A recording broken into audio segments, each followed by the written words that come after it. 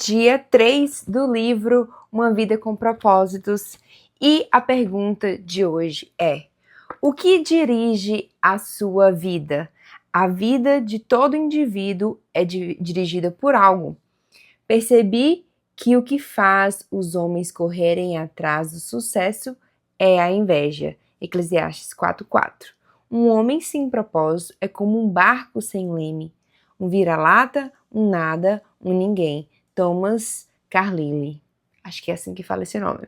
Então, a vida de todo indivíduo é dirigida por algo. Talvez a sua vida está sendo dirigida por uma urgência, um fim do prazo determinado, ou então está sendo dirigida por uma lembrança dolorosa, ou um medo, ou uma crença inconsciente que também pode estar se dirigindo, circunstâncias, valores e emoções, muitas coisas podem estar dirigindo a sua vida. E aqui eu vou trazer inicialmente, algumas coisas que podem estar dirigindo a sua vida. Aqui fala sobre a culpa. Muitos são dirigidos pela culpa. Muitas pessoas permitem que o passado controle o futuro e frequentemente punem a si mesmos, sabotando o próprio sucesso.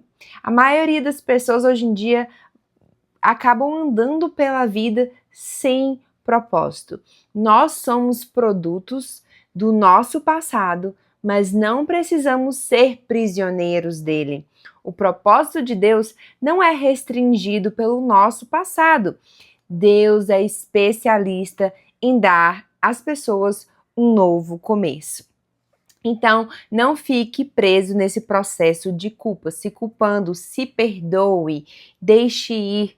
Quem culpa, quem traz essa questão de acusação é o inimigo que ele fica colocando na sua mente. Então, não deixa o inimigo tomar conta da sua mente e te culpar. Muitos são dirigidos pelo ressentimento e pela raiva. Algumas pessoas apegam-se a mágoas sem jamais superá-las. Em vez de aliviar a dor por meio do perdão, revivem-na continuamente em pensamento. E aí, quando elas são dirigidas por esse ressentimento, calam-se e interiorizam a raiva, enquanto outras se irritem, agridem, enfim. Escute isso, aqueles que o magoaram no passado não poderão continuar a feri-lo, a menos que você se agarre à dor por meio do ressentimento. Então, se você ficar ressentido, remoendo todas as coisas que aconteceram no passado, essa pessoa que te magoou continua te machucando. E aí, para você se livrar disso, você precisa perdoar. O que passou, passou. Nada pode mudar o passado. Você apenas se machuca com a amargura. Quem não perdoa é quem fica preso à amargura e fica criando essa raiz de amargura e pode até inclusive, gerar doenças no seu corpo. Você sabia disso?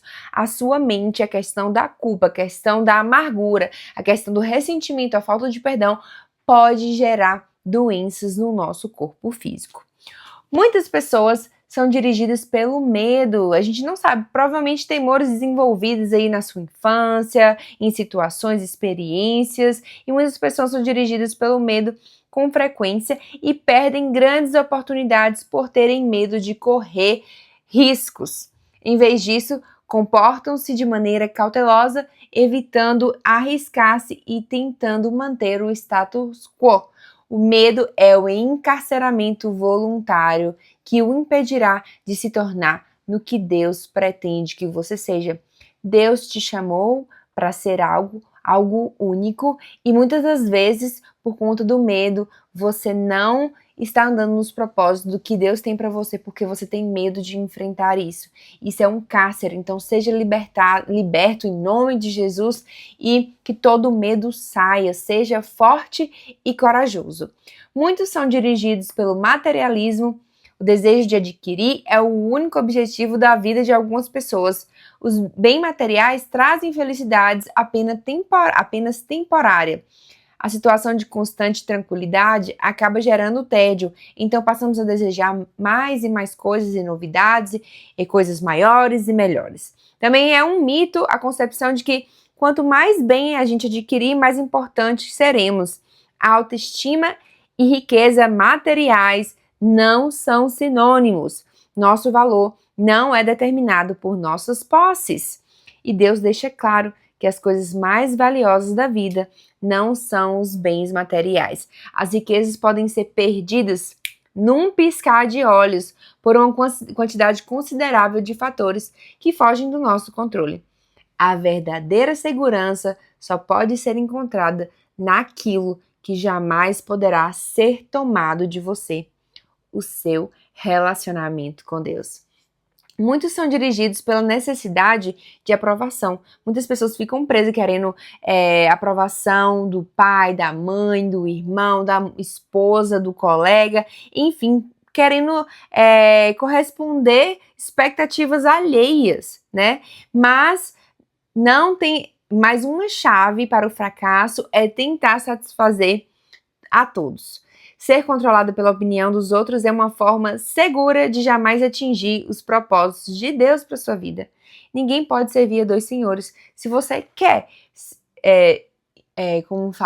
você quer atingir os propósitos de Deus para a sua vida, você tem que se libertar de querer ficar satisfazendo a vontade dos outros e a necessidade dos outros, querendo a aprovação e satisfazendo as expectativas das outras pessoas. Nada é mais importante que conhecer os propósitos de Deus para a sua vida e nada pode compensar o prejuízo de não conhecê-los. Então, como nesse livro que a gente vai falar sobre a vida uma vida com propósitos, vamos falar aqui as vantagens de uma vida com propósitos. Conhecer o propósito de sua vida faz que ela tenha sentido. Quando a vida faz sentido, você pode suportar quase tudo, do contrário, ela se tornará insuportável. Se você tem se sentido sem esperança, não desista. Muitas vezes a gente sente essa falta de esperança, porque a gente não sabe qual que é o propósito da nossa vida, né? Mudanças maravilhosas acontecerão em sua vida quando você começar a viver os propósitos de Deus. Deus fala: sei os planos que tenho para vocês, planos para o bem, não para lhe causar aflição. Eu lhes darei esperança e um futuro promissor. Outra vantagem: conhecer seu propósito simplifica a vida. Ele define o que você faz e o que você não faz. O propósito é o padrão pelo qual você avalia suas ações, para saber as que são essenciais e que não são.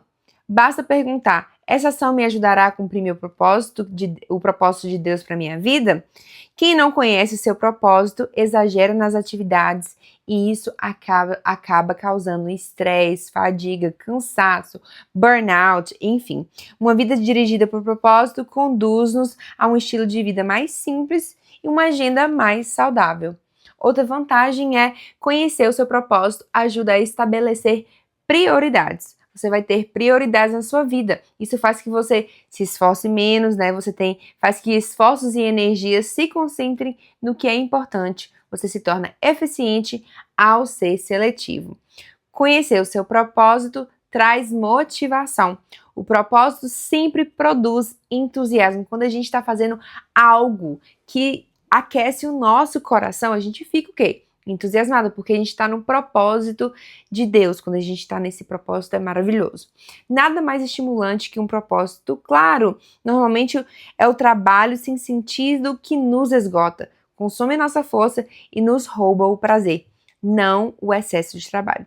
E conhecer o propósito irá prepará-lo para a eternidade. Muita gente passa a vida tentando criar um legado. Tais pessoas querem ser lembradas depois que partirem. Entretanto, o que, em última análise, mais importa não é o que os outros dizem sobre a sua vida, mas o que Deus diz. É isso. E aí, a última frase é: você não foi posto nesse mundo para ser lembrado, você foi colocado aqui a fim de se preparar para a eternidade. Reflexão: viver com um propósito é o caminho para a paz. Pergunta: na opinião de minha família e de meus amigos, o que dirige a minha vida? O que eu desejo que dirija? É isso, te vejo na próxima. Tchau!